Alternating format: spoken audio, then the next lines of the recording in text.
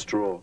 He got a meeting with John and Yoko the night before we were due to have a big sort of State of the Nation meeting.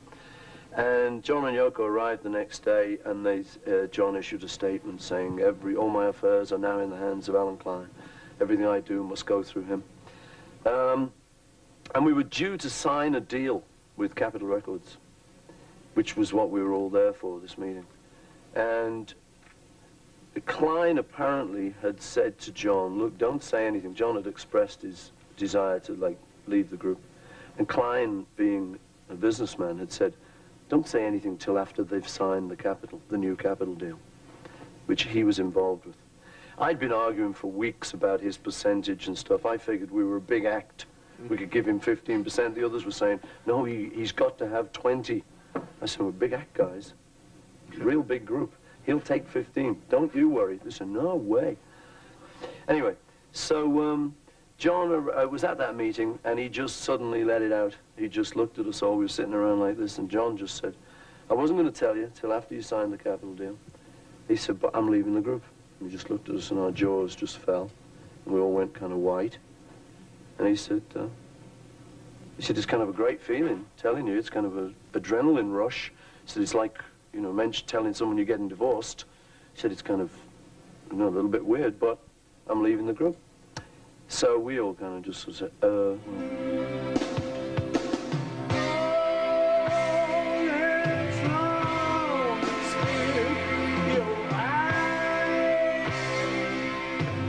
we left it for like about 3 or 4 months. And nothing happened. He was obviously not going to come back to the group. He was enjoying his newfound freedom. So we all decided that that was it. And I will sing a lullaby. I decided that it was time to tell the world rather than just keep pretending we were still a group when we weren't for 4 months. And I let it out in a statement with an album I put out called McCartney. And in fact, John got annoyed with me. He said, I wanted to tell. I said, well, tough, isn't it? You're gonna carry that way, long time. And my overwhelming feeling was like, I'm of no use anymore. My usefulness is gone. Really? Yeah.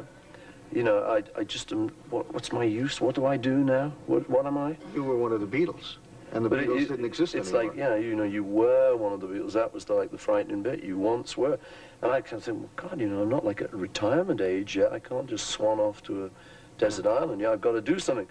So just the kind of depression of actually trying to think what I would do next, you know, and my self-esteem was what was the thing that I think the guys who get laid off, it's what they feel.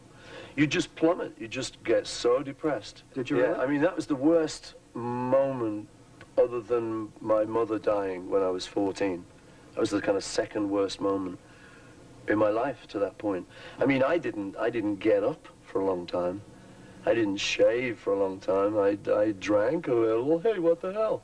Yo, let's go for it. We got time off, guys. Why shave? No one's coming round. I mean, was that I don't serious? have to go out.